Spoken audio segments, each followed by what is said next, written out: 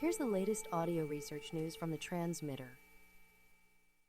Gene Activity Map of Developing Brain Reveals New Clues About Autism Sex Bias by Giorgia Guglielmi.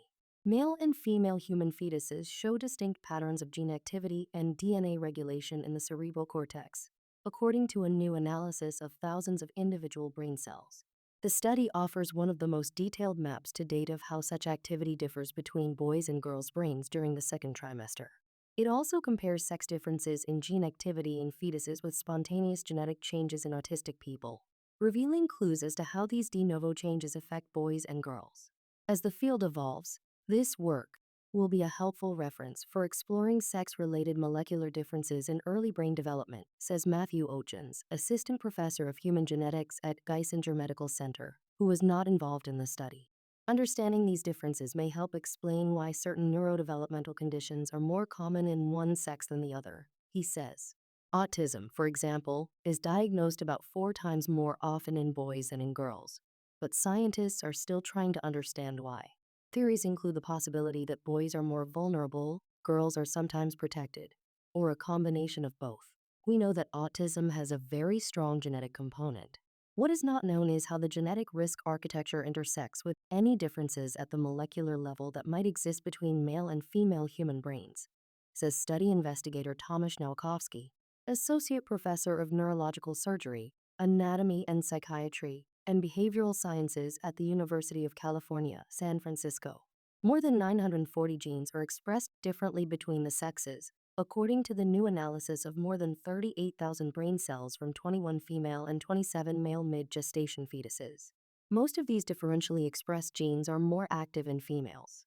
About 500 DNA regions are more accessible to proteins regulating gene expression in female brains, and a similar number of regions have greater accessibility in male brains, further analyses revealed.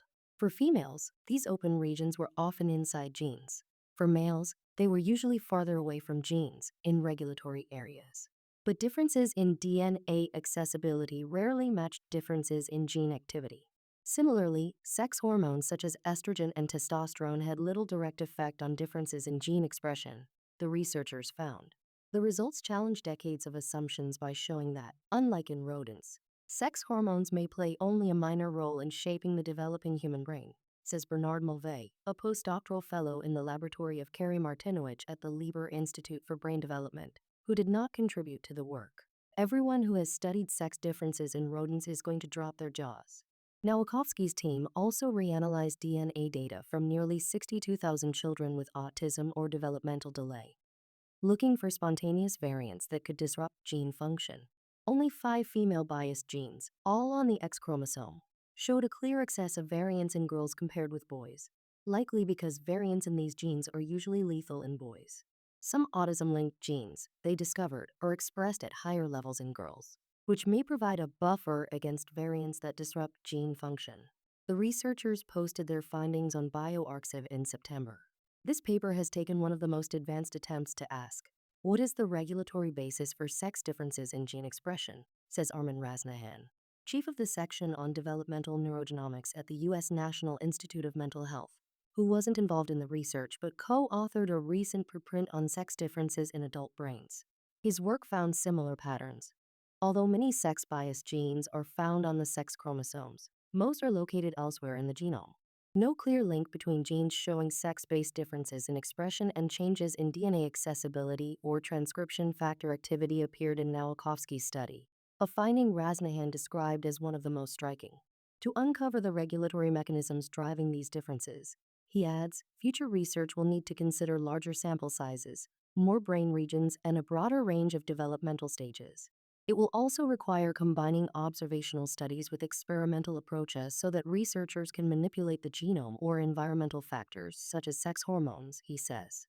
By linking fetal brain development data with large genetic studies on autism, the work suggests that girls may be more affected by changes to DNA regions that code for proteins, whereas boys may be more affected by variants in non-coding regions that regulate gene expression.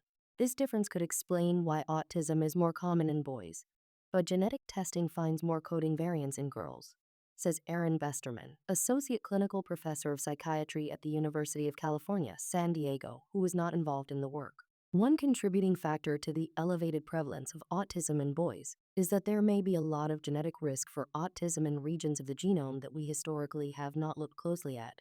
In this sense, the findings could help clinicians make better guesses about the impact of certain genetic variants. For example, a non-coding variant in a boy may be more likely to contribute to a specific neurodevelopmental condition than a coding variant on the child's X chromosome, Mulvey says. The new study also supports the idea of a female protective effect, in which girls need more genetic or environmental changes than boys to develop neurodevelopmental conditions, Ojens says. But understanding molecular differences in the brains of boys and girls with autism will require much more work, he says. I don't think there's a smoking gun. This audio was created using artificial intelligence. Stay up to date with the latest neuroscience news and perspectives at thetransmitter.org. Follow Audio Research News on Spotify, YouTube, or wherever you get your podcasts.